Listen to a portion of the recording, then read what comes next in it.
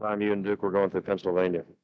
Well, Duke and I were good buddies and roommates for years, and at the end of the season in 1955, after we finally in 7 games beat the Yankees and had this prize we sought so many years and couldn't get, we were driving home, going through the Pennsylvania Turnpike, got stopped by a state trooper who pulled us over and said, "You guys were at well over the speed limit. Let me see your license.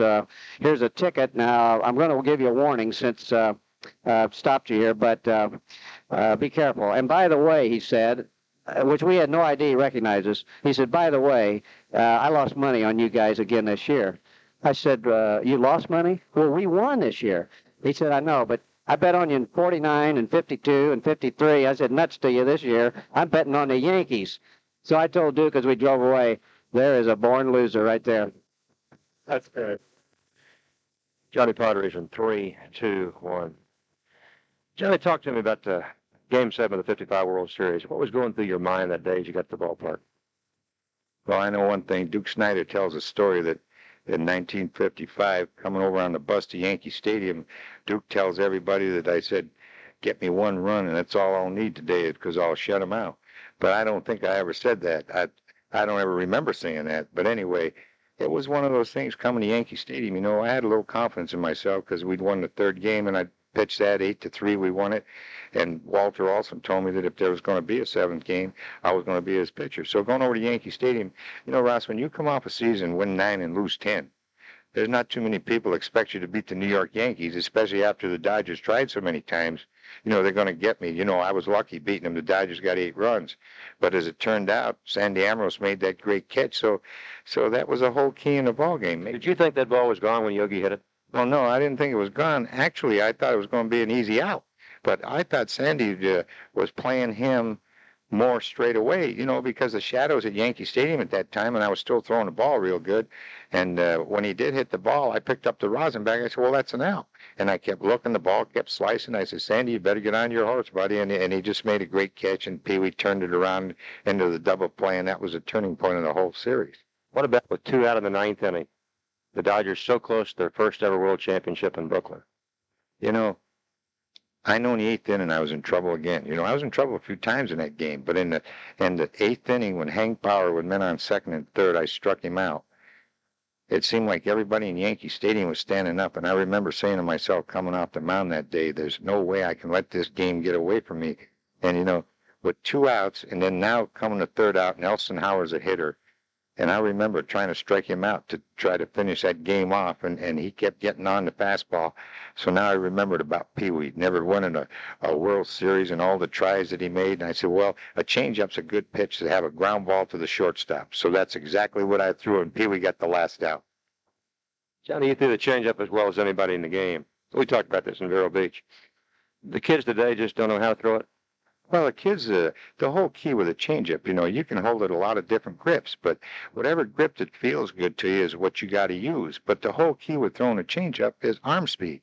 You know, you got to throw that ball. You got to make that hitter feel that you're going to strike him out with a fastball. And that's the whole key to having a great changeup. You got to come at that hitter where if you got a hitter 2 strikes and you want to throw a fastball by him or a man on third base, and he knows that you're going to throw that fastball, well, that's the effect that you got to give that hitter to use a changeup, the old arm speed. If you don't have that, then you're not going to have a good changeup. Right.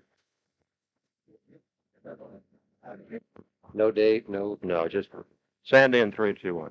Sandy, you've come into the stadium so many times. Do you ever think back about any particular days that come to mind as you came in for a big game? Oh, I don't think so. I think the first time coming into the stadium after 4 years in the Coliseum, I think he come in here and at that time it was brand new. It was incredibly beautiful, and it was a great thrill just to come out to this ballpark every day. You know, the Dodgers were patient with you. Do you think Major League clubs today are not as patient with young pitchers? Well, I don't know if you could say they were patient with me. I was in the big leagues at 19, had never pitched to 4 games in my life. Baseball had a rule that I had to spend 2 years in the big leagues. I don't know, I did my minor league time in the big leagues. If I'd gone out and walked 4 or 5 guys in a ball game in the minor leagues, they thought that wasn't bad at all. You do that in the big leagues, it's not great. No, I think they're more patient with players today than they used to be.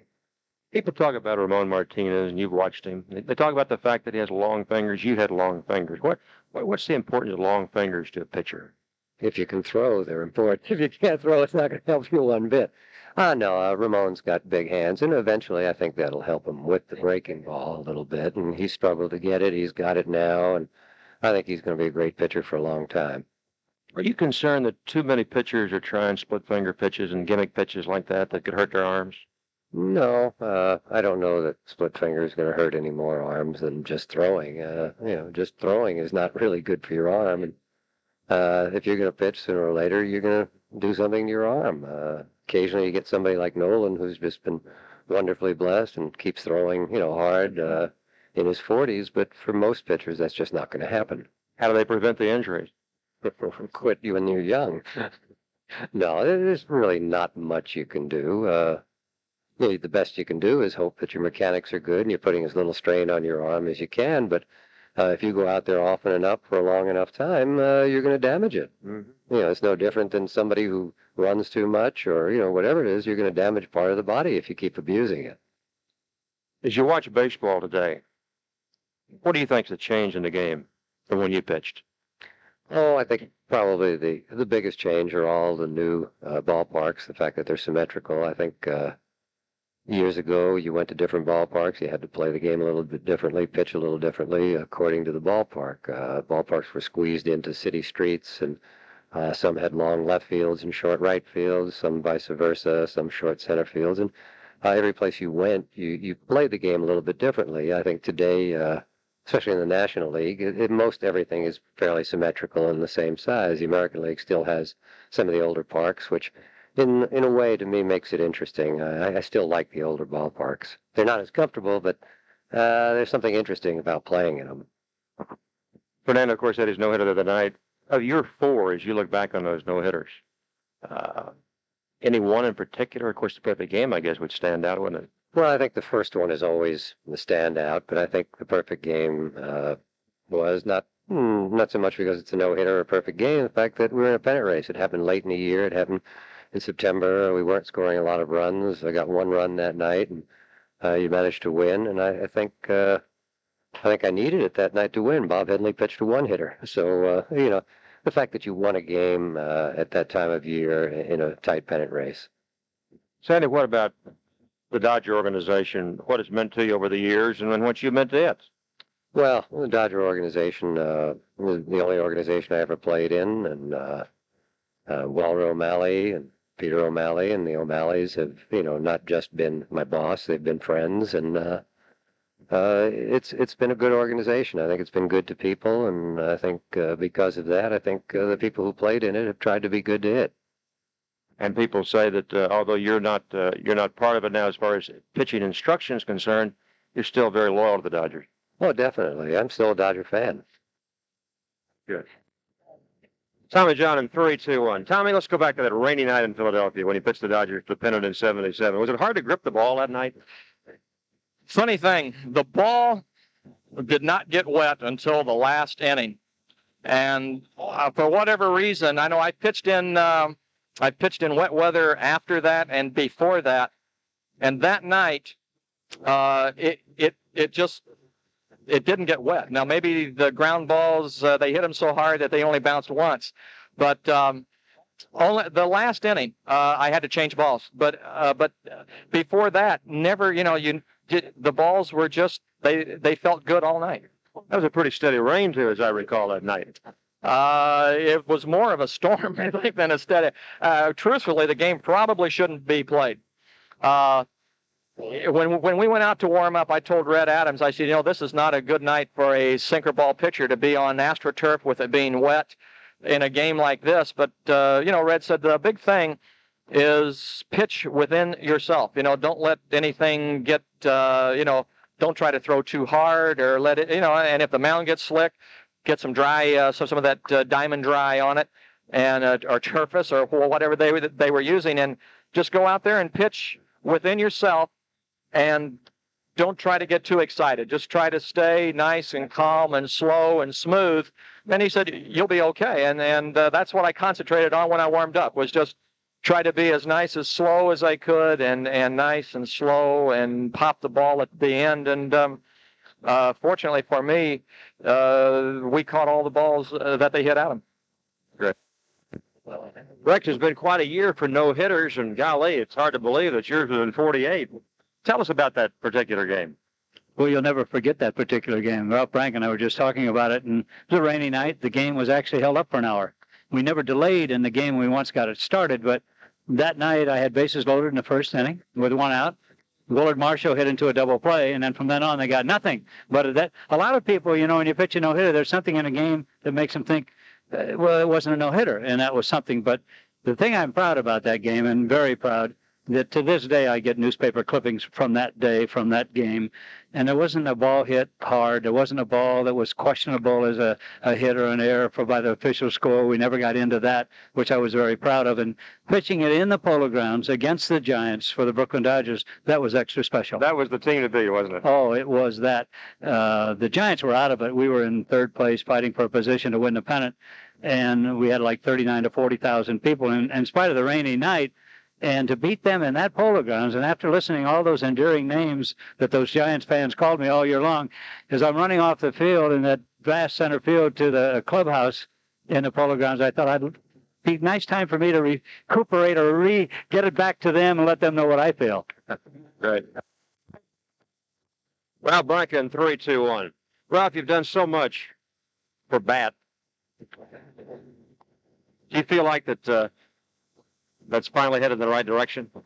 Well, it's been going in the right direction right from inception, Ross. The thing is that we've finally got recognition, and people understand what we've done, and they realize through the word of mouth, various guys we've helped, because we do not give out names. We do it discreetly, we do it anonymously. So through word of mouth, people know who we've helped and how we've helped. And I think that we've gotten the recognition. It's gradually increased that we really are in the right place. Didn't the Yankees give you some of their proceeds from one gate to help you? Yes, actually that belongs to Joe Garagiola. Joe was doing the game of the week, and he talked to Steinbrenner about giving us proceeds of one game, and George agreed, and he gave us the proceeds of one game, which, you know, I was flabbergasted because I thought we'd get between 30 and 50,000, and he gave us 150,000. And we had gone around and talked to a few clubs about giving us one day every 6 years, like 4 clubs a year would give us a day. And we were hoping that could come into effect. And it looked like we just got shut off at the pass because it meant selling 26 teams, that concept. But somehow, some way, the owners and the Players Association have to understand that we are helping ex-players, I wouldn't say ex-baseball family, because we help umpires, scouts, minor league personnel, widows. How many people do you probably help, Ralph? We've probably helped about 130 so far. But, you know, we've helped players from the old Black League who never had a chance of playing pro ball. And we're the only ones doing that. So the money coming in better? Well, we've raised some money ourselves. Equitable, of course, has given us $260,000 a year for the last, this is their 5th year. But we hope that, and I don't know whether you know it or not, but they're bowing out, aren't they? They're bowing out because of some bad investments, and they're just cutting corners. But they're going to be in our corner. They'll probably help us in a lesser degree because we do run a dinner in January, and they were very instrumental in its success last year. And I gather from that statement that they're going to help us with our dinner. But we raise money here, there, and everywhere. And through the auspices of the Commissioner's office, all our expenses are paid, number one. And some of their sponsors, when they make a deal with them, they ask them to give a donation, a bat, which also helps us. Good luck. Thanks, Ross. Okay, so second of the game. Roy Davis in 3, 2, 1. Well, you're still the only Los Angeles Dodger to ever have a hitting streak of over 30 games. As you watch guys today go up the ladder to 15, 20, 25, what comes to mind? What does it take to have a good hitting streak like that? Well, you got to be pretty consistent, and you just kind of keep your mind clear and just go out there and do the best you can do. And usually, if you're pointed toward it, you get them. Concentration, though, huh? Concentration, that's utmost. Just keep other things off your mind. Just keep baseball on your mind. When you had the 31-game streak for the Dodgers in '69, very often did you come down to the last at bat in any of those games? I think maybe a few times, but not very often. I think 3 or 4 times I did. I remember here in Dodger Stadium, I had 6 hits. I had enough to go 4 or 5 more games, with the streak going. Was that the 19-inning game? Yeah, against New York. I think it was against the Mets.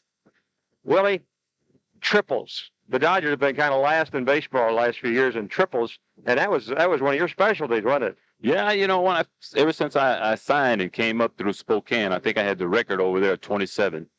And then I got up here and, I just kept hitting them, but I had speed, and I'd usually stretch a double into a triple. A lot of gap hits, left center, right center. A lot of gaps, and I knew it was going to be there, so I just keep going. What about stolen bases? Well, I wasn't really a base stealer when I came up, but I got into it, and I used to steal about 30, 35 a year.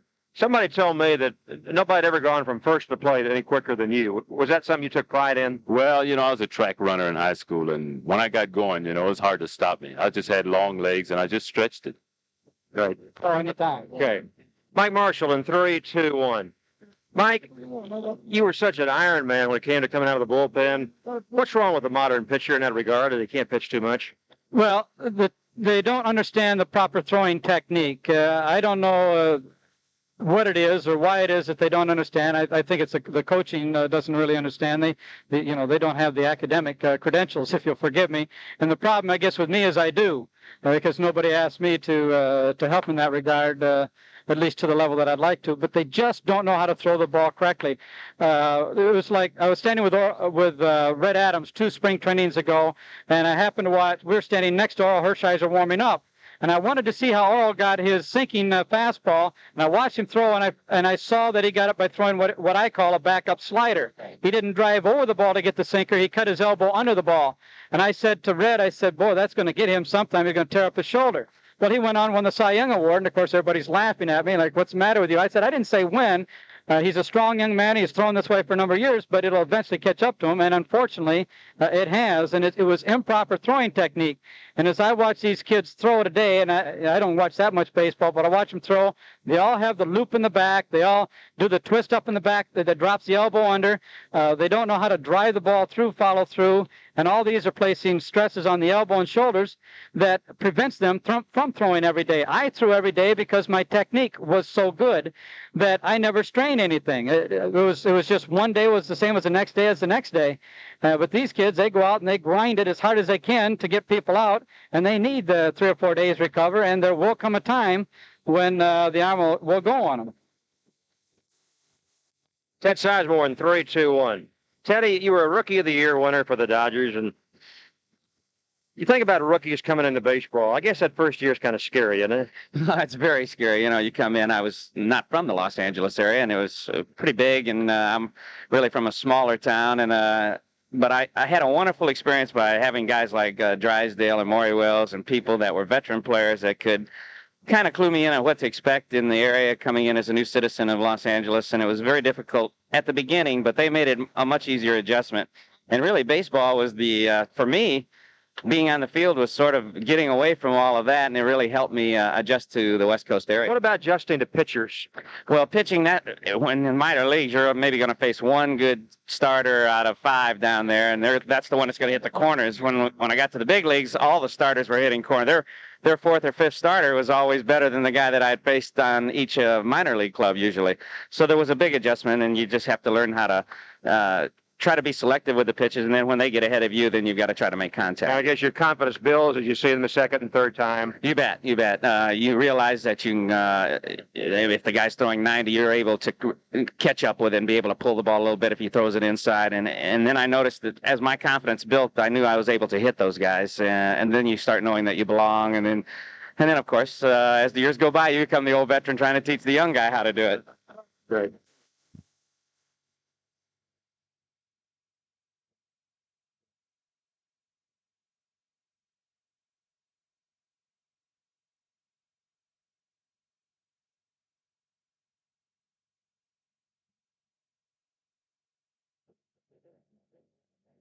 Let's take it again. Okay. Jerry, you look back on your Dodger career, what comes to mind? A lot of different things, Ross. Go back to 1979, I joined the ball club and got a chance to start again to show myself that I could still win as a starter. Then in 1980, I pitched a no-hitter, and then we had the near miss of getting into the playoffs. 1981, of course, the divisional playoffs, the World Series. Those are some of the highlights, and we got into divisional play a couple times after that. And when I look back on it, in just one word, it seemed to go by in a blur. What about the night you pitched a no-hitter at Candlestick Park? Probably one of the rarest things about that was that it was a warm night in Candlestick Park, and only recently have I been back there when it's been 80 plus degrees at night, and that's when I did a ball game just earlier this year. But that's the thing I remember about it most. Billy North, the last out, wasn't he? I do remember that. In fact, it seems to have taken on a life of its own simply because I can remember what it was like when the ball was hit back to me and what was going through my mind. Take your time, field it. He's not going to try to outrun this thing, and just make sure it's a good throw to Garb over there at first. I made a good throw. Garb caught it, and the rest, they say, is history. Were there that many good plays behind you defensively that night? No, not necessarily. It was just the most surprising thing is that I wasn't overpowering that night. I just had 2 strikeouts. I didn't walk anybody. And I remember only getting 1 3-ball count. So as far as I was concerned, it was a lot of games of a lot of innings of getting guys out early in the count and getting a lot of routine plays. There were a couple of near misses, of course. And I think Whitfield hit a ball that just was fouled on a third base line, and that preserved the no-hitter. But for most part, it was just a lot of routine plays.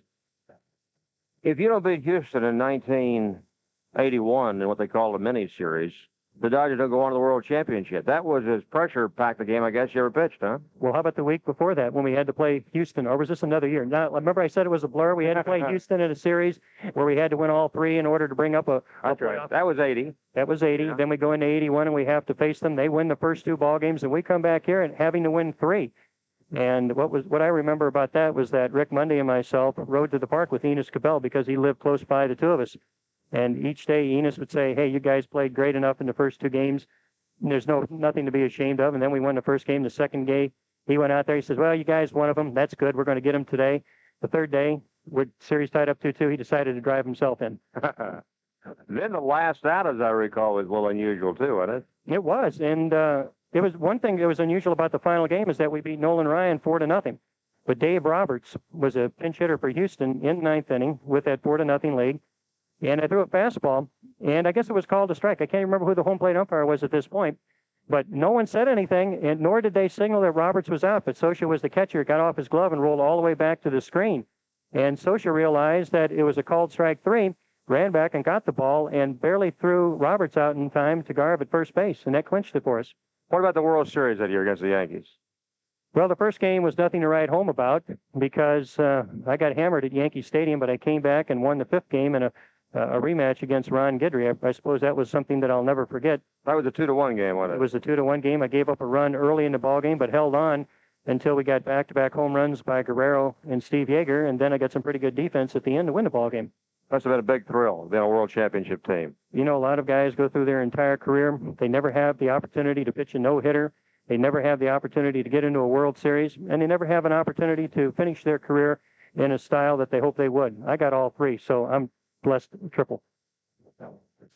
And I guess for my psyche, it was personally very rewarding because I'd won 17, 18, and 19 a few times, but it seemed like during that time, unless you won 20, you just didn't have the good housekeeping seal of approval. So it felt good to get it over with. And looking back on it, it was a milestone in my life that I will always be very proud of and will enjoy reflecting on. You know, you won 324 games, and if you break that down, that's an average of 15 wins a year for 21 years. Now, that's true consistency. Well, I think that if people are going to sit down and describe it, and maybe if they asked me to describe my career, I would hope that I would say and they would say he was conditioned, he was prepared, and he gave us his best effort. And my best effort was certainly not at the Koufax mode. I couldn't win 20.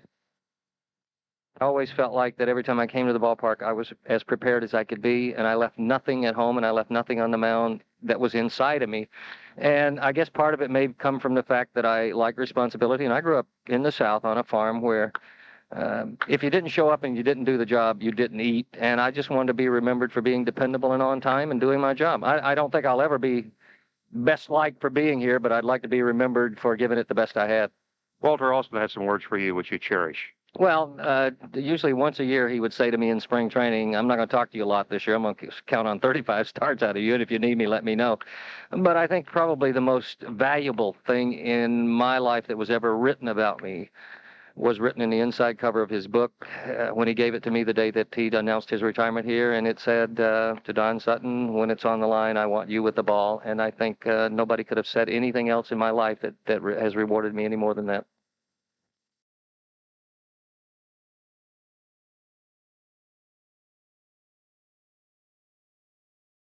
Jerry, did you have favorite Dodger teams?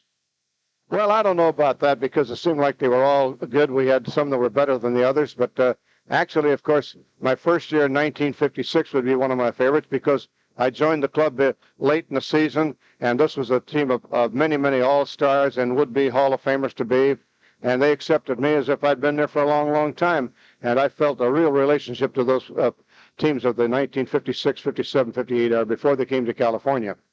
What about the 60 championship teams compared to, say, the teams that won in, well, the 70s and 80s? Well, you go back into the 60s, of course, when they had Willie Davis and Frank Howard and Sandy and Don and those guys. That was really a very, very good team. Those guys could do a little bit of everything. They had Gilliam and Wills. They could run, they could hit, they could pitch. They didn't score a lot of runs in some of the seasons, but they could do a lot of things in baseball. Of course, the team of the 70s and the 80s that began with the Garvey and the Say and the Russell and Lopes in that era, that was a good era too. Talk about your association with Vinny. Well, of course, that's a dream. I went to the Dodgers in 1956. I'd come out of Texas where I'd been down there for years and years, and Vinny had been with the Dodgers for 5 or 6 years already. And although I was a little older than he was, he just kind of took me under his wing, and our relationship developed into what has been one of the greatest friendships anybody could ever have. You were together 32 years, is that right? That's right, from 1956 until 1987. And no broadcasters, I don't think, in baseball announcing history have ever been together that long, have they? I hope to think I'm part of a record. I guess that's it. But it's really been a remarkable thing. The most remarkable thing, as you've found out in the last 10 or 12 years with him, is to sit beside him and be amazed at the things that he says and does and where they come from. And you have to realize that it's because he comes to every game well prepared. Lee Lacy, 3, 2, 1. Lee, talk about those 3 consecutive pinch home runs you had in 1978. What do you recall about those 3 at-bats?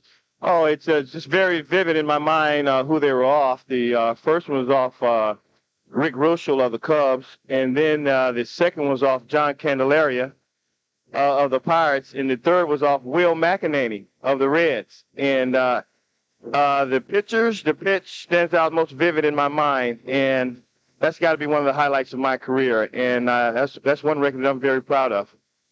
Did you get fastballs on all 3 pitches? I got a fastball from Rick Ruschel, I got a fastball from Candelaria, and I hit a breaking ball out off Will McEnany. Major league hitters don't forget what pitchers throw them, do they? Well, it's kind of like a situation where it's your memory bank.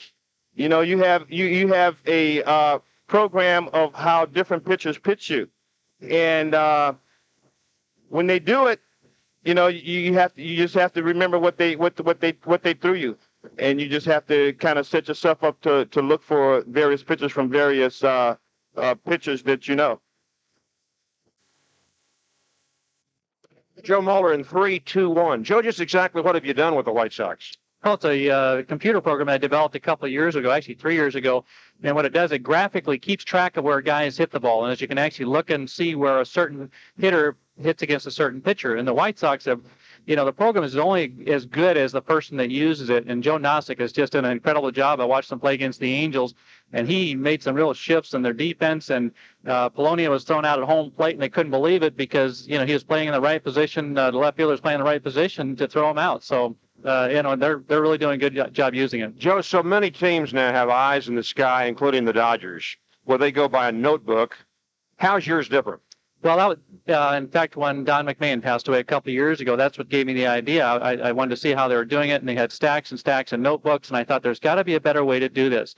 And so I did some research and with some programmers and realized that I can take all those notebooks and put them into one computer, and then I can pull up I can pull up where Darryl Strawberry hits the ball off of Tim Belcher with a count 2-2 runners in second, third, and the 7th inning. And, you know, not that you use it into that much depth, but you really can use it in just so many ways. It's been incredible to me to see the patterns that you start to see, you know, hit certain hitters against certain pitchers. What other teams are clients of yours? Just the White Sox. And, you know, of course, it doesn't hurt that they are now leading the American League, and that has really helped. And but I have a meeting with Kansas City. I have shown it to other ball clubs, but I think I'm starting to get a lot of interest now, of course, now that the White Sox have really put it into, you know, tremendous use. Great. Mic this up. How you doing? Good. All right. Yeah. Where's Dad right now? Claude Osteen in 3, 2, 1. Claude, bring us up to date on the Albuquerque pitchers. Well, I tell you what, we've got 2 or 3 guys that are going exceptionally well down there. Dave Walsh, a left-hander, has really come on and really was hot early in the season. He had a slight down period, and now he's come back and he's throwing the ball very well. Probably the guy who has made the most improvement and progress since last year and since spring training is Terry Wells. We put him in a starting role, and it's given both of us a chance to work together. He's the youngster who came from Houston in the Franklin Stubbs trade. That's correct, and he is really coming on. He's 7-3 right now, and he's thrown 2 shutouts in a row, so he's on a roll, and he's very confident. What about Jeff Bittiger? Does he have major league potential? Well, I think he can pitch up here. He's had a taste of pitching up here, but he's the type of pitcher that he's got to have everything going for him. And, of course, you know as well as I that there's a lot of pitchers up here that are like that. But his last ball game, he finally pitched the way that I understand that he pitched last year in that league. And of course, he was the ERA leader last year in the Coast League. And then with the White Sox farm club, and the Dodgers got him in the Tracy Woodson deal. That's right, and he seemed to think that he reached a rhythm point where he was real satisfied with what he did the other night, and hopefully he'll come on and put some games together and get some consistency. One of the relievers that's really made tremendous progress, I had him last year in San Antonio, and he's got a good arm. He's got major league stuff and major league pitches. Is Darren Holmes. He's doing exceptionally well right now. And if he continues to pitch with the consistency that he's done so far, he's going to make somebody take notice. In Atlanta, Hugh Alexander, whom you know, longtime scout in baseball with the Cubs, said to me the other night, "Who's this Darren Holmes? We got a report about him that he was really throwing the ball well." Well, you know, the problem that he had last year is that he had a delivery that would allow him to cast the breaking balls and the curve balls, and it had too much of a hump in it, and it's taken a little while to get that out of there, but we finally got it out of there, and now he's throwing a real hard slider, and he's got 3 major league pitches. Tell us about Dennis Springer. I guess you had him last year, didn't you? Well, I had him last year, and he pitched fairly well for me at San Antonio. He had a problem in Albuquerque where I don't know if the atmosphere had anything to do with it or not, but you know, he throws about 95% knuckleballs, and he just couldn't get the ball to knuckle the way that it did last year. And I'm told that since we sent him back down, so he would get innings in and get the pitch, and I think he's got it going better, and he just needs to pitch and work on that for a while. Claude, as a former 20-game winner with the Dodgers, as you look back on your career in Los Angeles, what comes to mind?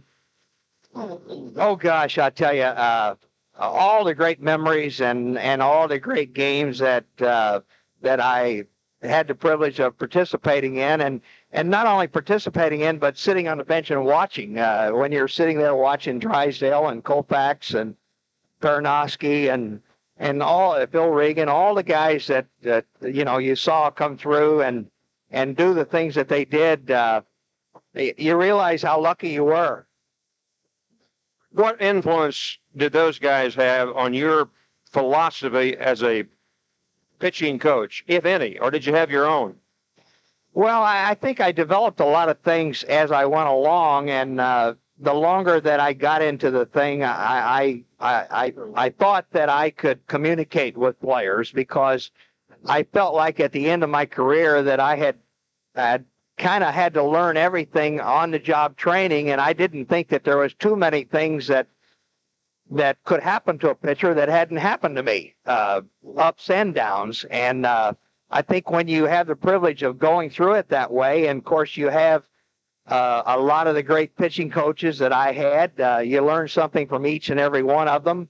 And I've always been a listener. I love to hear people talk about pitching, and I kind of sift through it and take what I think that I could use and let the rest go out. And so I've been very fortunate to be associated with the people that we've had in this organization. Right. Duke in 3, 2, 1. So many memories for you. List a few for us. Dodger history. Well, Ross, when I think about Dodger history, of course, it originates in Brooklyn.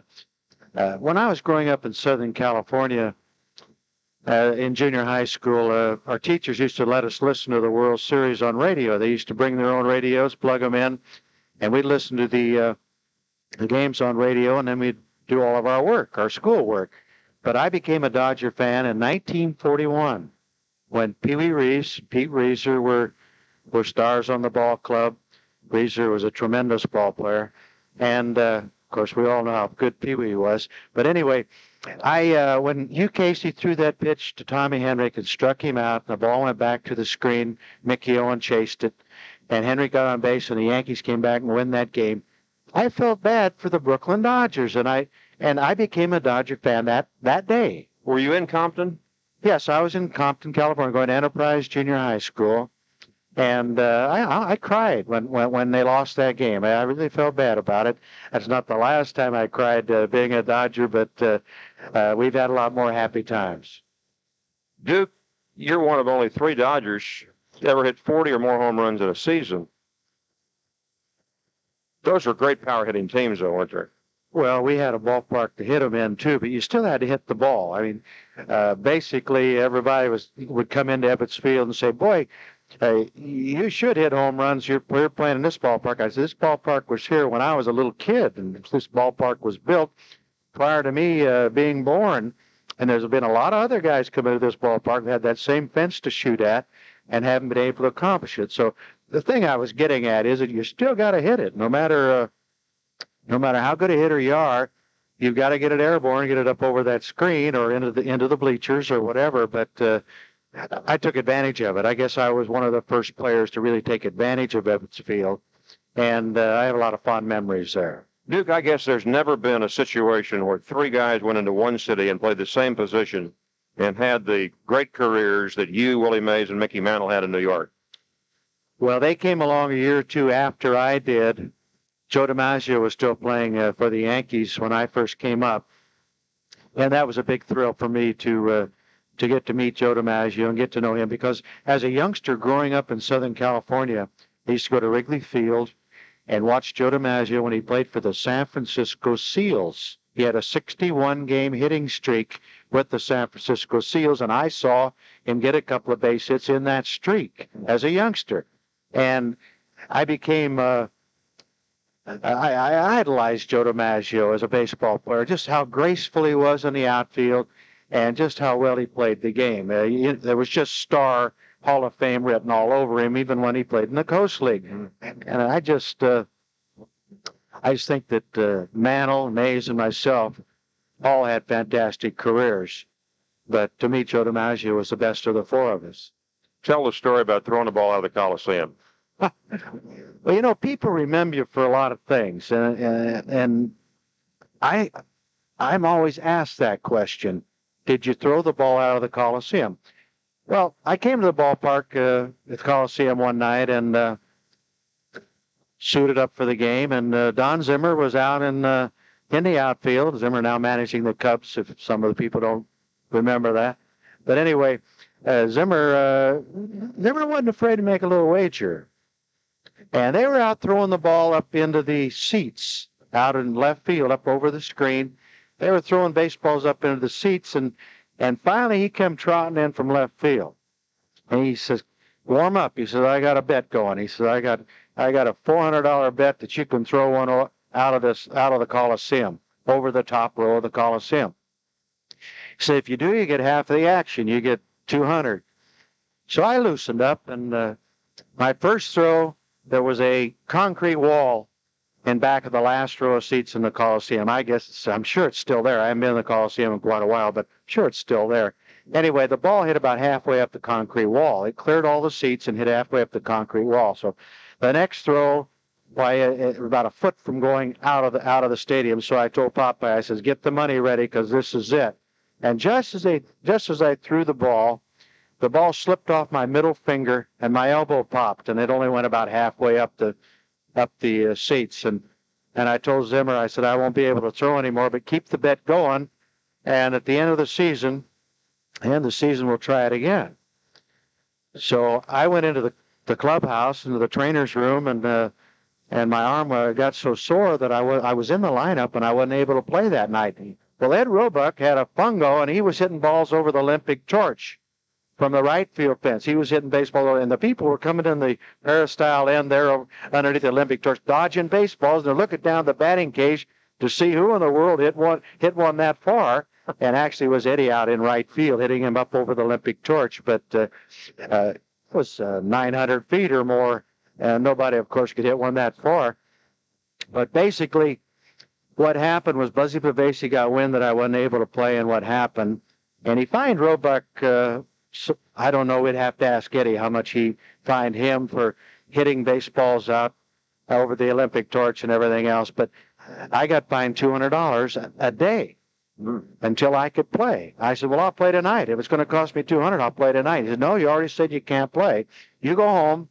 Said it cost you $200 for today. So the next day I come to the ballpark, and I couldn't even shave. I had to shave left-handed. I got to the ballpark, and Bill Bueller took good care of me and got me fixed up. I went up to Alston, and I said, Walt, I can play. And he says, okay, I'll put you in left field, which was a break. It's a break because everybody knows how close the screen was to home plate, and I wouldn't have a very long throw in the outfield. And you could carry on a running conversation with a shortstop. You're that close to the playing field. But anyway, in that ball game, I got 2 or 3 hits, and a couple of them were infield hits, and I had a bad leg, but I still got a couple of hits in the game. Threw 2 guys out at the plate trying to score because they knew I had a bad arm. Threw 2 guys out at the plate, and it was like someone sticking an ice pick in my elbow when I made the throws. But when you goof off, and you say you can play, you got to go out and gut up. If you got a little pain, you got to play. Well, anyway, at the last day of the season, I told Zimmer I'd warmed up for about a week, and I told him, I said, okay, let's get that thing going. The first throw went out of the Coliseum, but that's no big deal. A lot of guys throw a baseball out of the Coliseum. But anyway, I might be one of the only guys that did it, but a lot of guys can't. But anyway, I got the 200 from Zimmer. I went in that winter to talk to Buzzy Pavesi, and he said, hey, I still got your 200. I said, Buzzy, why don't you give me that back? He said, all right, here. He said, give me the 200 back. So I made 400 on it. What a Cuban spot. Al, we were talking about this other night, and give me your views on the fact the National League's going to expand in 1993. A lot of people say it's going to dilute the talent. Well, I don't believe that. There are so many college people, good ball players. There are so many good high school players. Now with the addition and the great scouting in Latin America, there'll be plenty of good ball players available. The reason that people say that is because they think with the addition, you're talking about, we got 26 clubs now? Mm-hmm. I think long haul, it's going to be 32 clubs in order to even things out. 8 teams, 8 teams, 8 teams, and 8 teams. With football, doing what football does and have divided into 4 teams in each league. I think the football people are far ahead in the planning. Here, football people have started out much later in originating a football league, NFL, and yet they're at 32 teams. What about the people, Al, who say, but there are major leaguers today who shouldn't be up here? Well, that's just good common sense. If you didn't have the expansion of the National League and the American League, they would not have been here because you could only have 40 men on a roster, and now, again, back to 25 playing actively. But why would you say it's diluted when you get more good ball players? Here's a Will Clark that's within a year.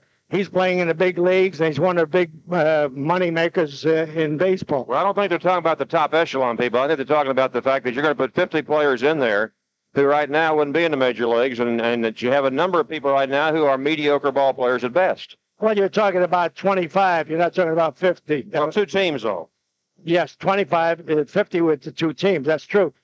But Ross, there are so many players, and now with the Consecos making all that money and Will Clark, you mean to tell me that's not going to be incentive for many, many young people to want to become professional baseball? Well, I think it goes back to what you got started, and that's scouting. You've got to be able to scout and get the good players up, don't you? You can, if you have a good scouting director and you've got 10, 12, 15 good scouts, you're going to get the talent.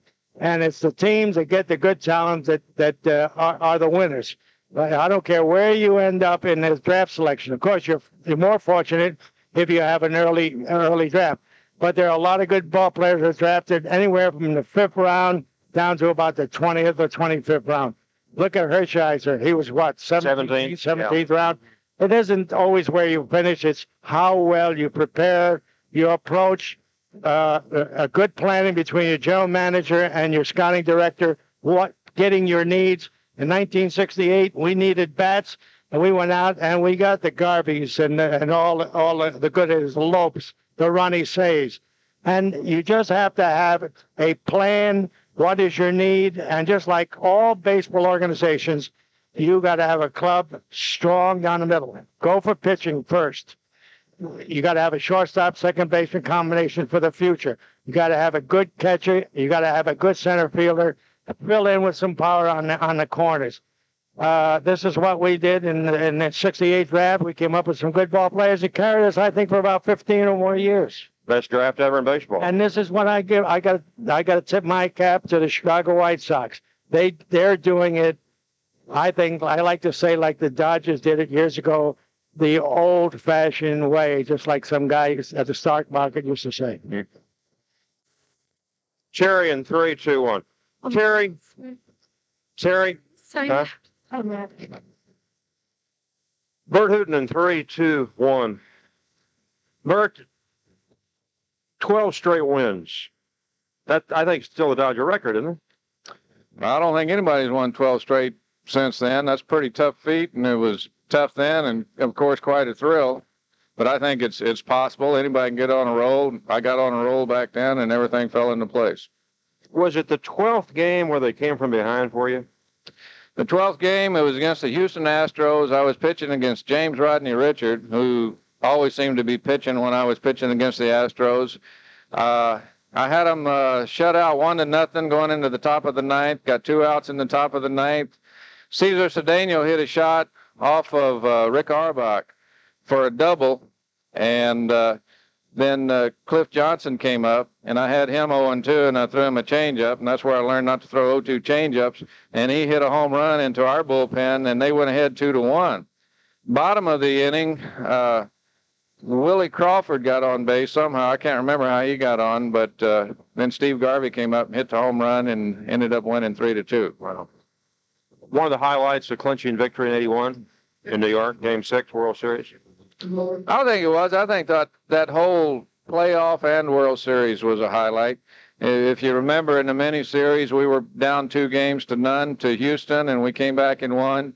We were down 2-1 against Montreal, going into Montreal. We came back, won 2 games there. And won Game 4, too, didn't you? And won Game 1 and 4.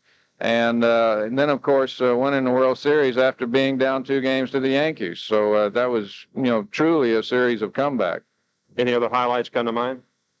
Well, this being the day after Fernando's no-hitter, I had a no-hitter back in 1972. I was a Cub then, wasn't a Dodger. That was certainly a highlight. Winning the 12 games in a row. Winning 19 games in 1978. And, of course, making the All-Star team in 1981. Winning the World Series, pitching in 3 World Series. I think of all the great players who've ever played this game that have never played in 1 World Series, and I was fortunate enough to play in 3. So certainly that's a small list of my highlights. Bert, what about the current controversy around Gus down at Austin, the fact that the UT pitchers pitch too much? Well, there could be some truth to it. I feel like he gives them the opportunity, and he used me quite a bit when I was down there 20 years ago, and always came to me, asked me how I felt. I feel like most of these pitchers, if they keep throwing, they're going to end up with the sore shoulders anyway. So I think they're young enough to where they can throw the pitches and bounce back. And certainly the name of the game in college baseball nowadays is to win. And he wants to win, but he doesn't really force them out there unless they feel like they can do the job. Talk to us about some of your San Antonio pitchers. I feel like I have a real good pitching staff. At the beginning of the year, I knew we had great potential in Jeff Hartsock, Mike James, Jim Poole, who is now here in Los Angeles, Dan Opperman, Dennis Springer. They're becoming better pitchers than they were in the first part of the season, which I'm pleased with. And I'm looking for bigger and better things out of these guys. They have the talent. What they're learning to do now is pitch, and they have to pitch in the Texas League because some of these ballparks, the balls fly out of there very easily, and they're coping with that, and they're dealing with that, and they're learning slowly but surely. And I think our future looks good, and you may see some of these guys up here before long. Who's probably the number one prospect down there? Well, the number one prospect who probably is further along than anybody would be Dennis Springer, our knuckleballer. Jeff Hartsock pitched a shutout last night, did a real good job against El Paso, and showed me a lot last night. He pitched a real good ball game. He didn't just throw a game, he pitched it. Mike James, I feel like, probably is our best athlete and probably has our best potential, but he's a bit away. I'm projecting him to do good things and learn a lot more. He needs a lot of learning yet, and I feel like eventually he might be here in Los Angeles. What about Dan Opperman? Is he over his physical problems? I feel like Dan Opperman's over his physical problems. He's back throwing anywhere from 88 to 92 miles an hour on our radar gun. Dan needs work on his curveball, and he's doing that. He's doing it real well. He can throw a good curveball. He just needs to work on it and get it to where it is more consistent. He has a big league changeup, I feel. And the other thing is about Dan Opperman is he needs to pitch. The 2 years that he missed while he was injured, I think has affected him. And he's doing a good job. He's been going out every fifth day. And slowly but surely he's pitching better ball games. And I look for him to do good things also. Good. Gene Hermansky in 3, 2, 1.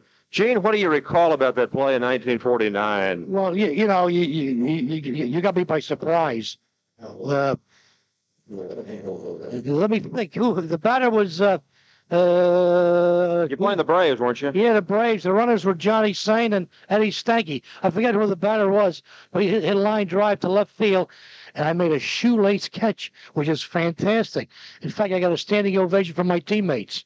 I rifled the ball at second base to Jackie Robinson. He in turn switched it through to first base to Gil Hodges. It was 1, 2, 3 outs. Wow. Made me feel real good. It must have been a situation where they didn't think you could get to the ball and make the shoestring catch, huh? No, I'm not supposed to do that. Great. Good. I enjoyed it very much. Carl Erskine in 3, 2, 1.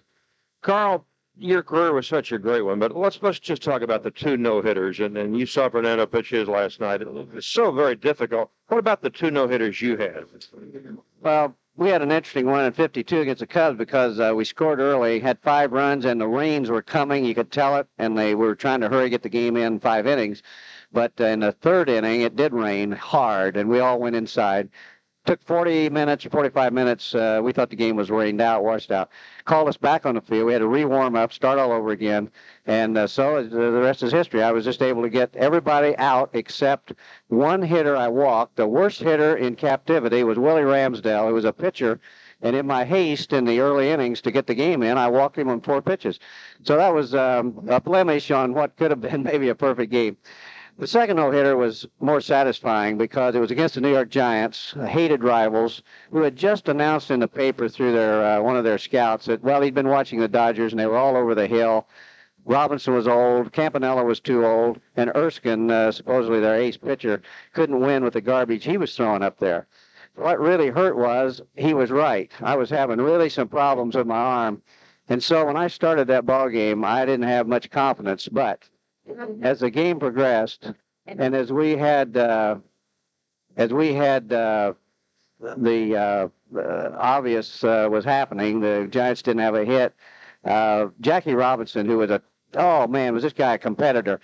He was a booster of mine at third base all through this game. Finally, when I got the last out, Alvin Dark grounded out back to me for the last out of the no-hitter against the Giants. Robinson had this article in his hip pocket, and he took it over to the Giant dugout, or Giant box right by the dugout, and handed it to Tom Sheehan, who was a chief scout, who had been quoted in this article, and said, "Here, Tom, how do you like this garbage?" That was a beautiful.